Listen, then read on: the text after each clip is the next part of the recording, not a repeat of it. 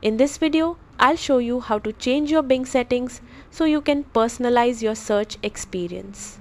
Start by opening your browser and going to bing.com.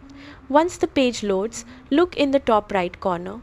If you're signed in, you'll see your profile icon. If not, you may see a three-dot menu.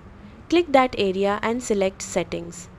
This will take you to the main settings page where you can control features like SafeSearch, language and region. First, adjust SafeSearch. You'll see three options: strict filters, adult text, images and videos. Moderate filters, explicit images and videos but allows general results. Off shows unfiltered results, which may include explicit content. Choose the option that fits your needs, then scroll down and click Save to apply the change. Next, review your language and region settings. You can select your preferred display language so menus and labels appear the way you want.